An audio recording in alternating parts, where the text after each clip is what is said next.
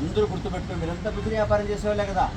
ఈ మధ్య కాలంలో ఎక్కువగా చిన్న చిన్న కేబుల్ వైర్లు కట్ చేసి 10 మీటర్లు 15 మీటర్లు కత్తిరించుకునేసి దాన్ని కాల్చి మీకు ఎక్కడ అమ్ముతున్నారు.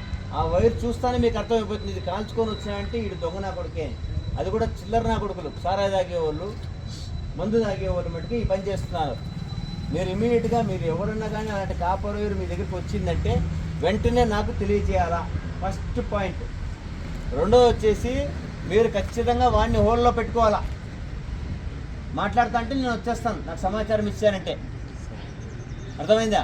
కంపల్సరీ ఎవడో ఒకడు మీ ఏరియాలోనే ఉంటూ తాక్కుంటూ తిరుగుకుంటూ ఏడ కనపడితే ఆడ కొడుగులతోనో కటింగ్ జోడుతోనో కత్తిరించడము, దాన్ని తాను వేసి కాల్ చేయడము, తీసుకొచ్చి మీకు అమ్మడం. వైర్ చూస్తాను మీకు అర్థమైపోతుంది ఇది కేబుల్ వైరేను. మిగతా ఎక్కడి నుంచి కాపర్ వైర్ రాదు. ఉంటే ట్రాన్స్ఫార్మర్ రావాలా, లేదంటే కేబుల్ వైర్ నుంచే రావాలి కాపర్. ఈ రెండిట్లో నుంచి వచ్చిందంటే ట్రాన్స్ఫార్మర్ వైర్ నీట్గా ఉంటుంది, కేబుల్ వైర్ కాల్చినారంటే నీట్గా నల్లగా మాడిపోయి కమిలిపోయి ఉంటుందన్నమాట. మీరు కంపల్సరీ గమనించి నాకు సమాచారం ఎలా. పొరపాటున మీరు అట్లా కొంటూనే ఉన్నారనుకో, లాభం వస్తే చాలే, మనకు 10 రూపాయలు మనకు వస్తే చాలనే, మీరు నష్టపోతారు.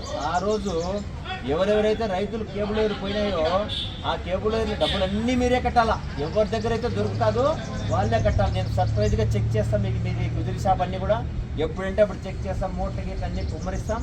ఖచ్చితంగా నాకు సమాచారం ఇవ్వాల్సిందే. మన మండలంలో పోతుందంటే వాడేమి ఈ నుంచి రాఘవేరు ఎత్తుకొని హిందూపూర్ మెడ్రాస్ ఎత్తుకి అమ్మడు, ఇక్కడే అమ్ముతాడు.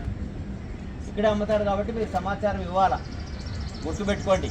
లేకపోతే మీరే రిసీవర్ కింద మీ దగ్గర నుంచే రైతులందరికీ కూడా కేబుల్ వైర్ కట్టి కొత్త వైరు కొనివ్వాల్సి ఉంటుంది. ఆ పొద్దు బాధపడద్దండి, అర్థమైందా?